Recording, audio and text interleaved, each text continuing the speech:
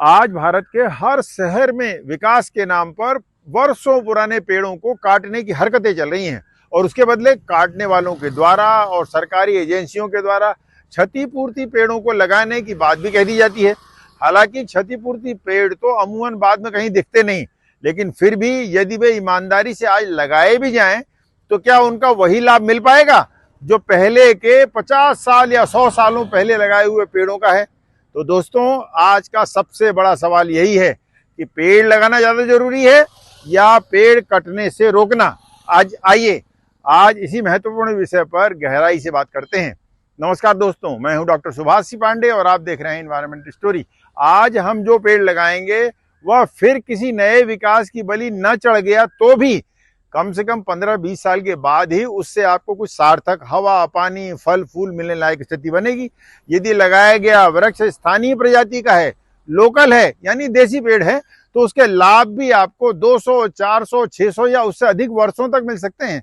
इससे आपको जीने के लिए प्राणवायु ऑक्सीजन तो मिलती ही है, वह हमारे और आपके द्वारा निकाली गई कार्बन डाइऑक्साइड को न केवल शोषित करता है बल्कि उसके बदले उसी से वो अपना भोजन निर्माण करके हमें जीने के लिए आवश्यक फल फूल भी प्रदान करता है। धरती के तापमान को कम करने में पेड़ों का विशेष महत्व है। यही पेड़ पक्षियों और अन्य सैकड़ों छोटे मोटे जीवों को आसरा और भोजन भी देते हैं और इससे पृथ्वी यानी भूजल को पानी भी मिलता रहता है। इसे ही नेचुरल रिचार्ज कहते हैं। और यदि मान लो आपने एक पेड़ काट दिया तो अब नया पेड़ बनने में कितने साल लगेंगे?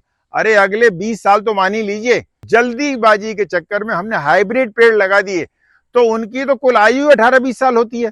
यह आकार में देसी पौधों की तुलना में 1/4 से भी छोटे होते हैं, लंबाई में भी, चौड़ाई में भी। हाइब्रिड पौधों की जड़ें बहुत कम गहरी होती हैं। कुछ पौधों की जड़ें तो फाइब्रस होती हैं, यानी जमीन के ऊपर ही फैलते रहती हैं और इसलिए उससे भूजल भी रिचार्ज नहीं होता। उल्टे आंधी तूफान में उनके गिरने की आशंका हमेशा बनी रहती है।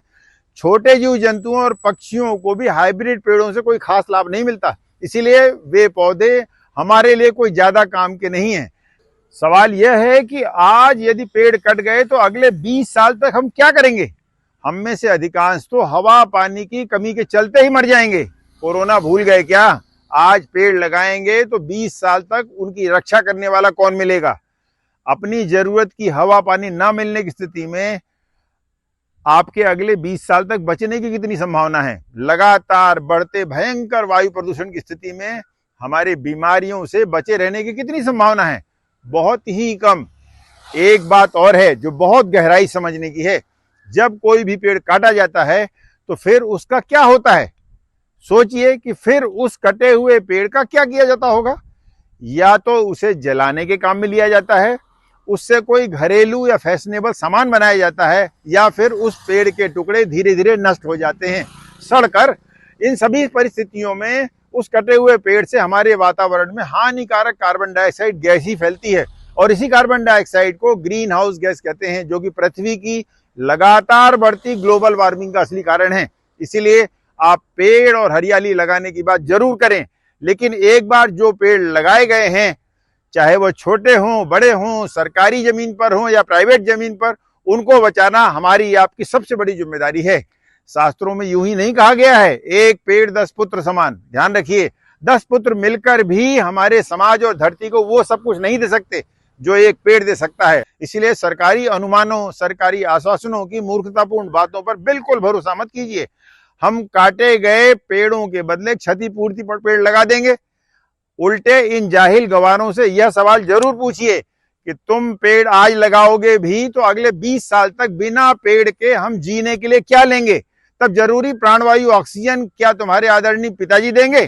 तब धरती में लगातार बढ़ती ग्लोबल वार्मिंग और प्रदूषण कैसे रुकेगा? धरती में लगातार कम होता ग्राउंड वाटर कैसे रिचार्ज होगा? और इसीलिए दोस्तों, आप चाहे देश के किसी भी हिस्से में रहते हो, गांव में, शहर में, कहीं भी पेड़ लगाना बहुत जरूरी है। लेकिन इससे भी कहीं ज्यादा, बहुत बहुत ज्यादा जरूरी है लगे हुए पेड़ों को काटने से रोकना। विशेष रूप से वे जो स्थानीय पेड़ हैं, जो वहां की आबोहवा के लिए बेहद फायदेमंद हैं, जो वहां के लोगों को जीने का आधार भी। इसीलिए पेड़ों को कटने से बचाइए। भोपाल में बेवजह 8000 पेड़ों को काटने से रोकने के हमारे महाअभियान का हिस्सा बनिए, वरना आपको आने वाले समय में पेड़ तो कहीं नहीं मिलेंगे, बस उनकी तस्वीर भर गले में लटका कर घूमना पड़ेगा। हाँ, तब आपको यह मलाल जरूर होगा कि काश यदि समय रहते हम चेत जाते, समय रहते हमने अपनी कायरता छोड़कर पेड़ काटने का विरोध किया होता, तो शायद धरती और यह समाज और स्वस्थ और सुंदर होता, हमारे लिए भी और आने वाली पीढ़ियों के लिए भी। मेरी इन बातों पर सोचिएगा जरूर और कमेंट्स में जरूर बताइएगा कि यह वीडियो आपको कैसा लगा। आपके कमेंट्स का मुझे हमेशा बेसब्री से इंतजार रहता है। धन्यवाद। जय हिंद।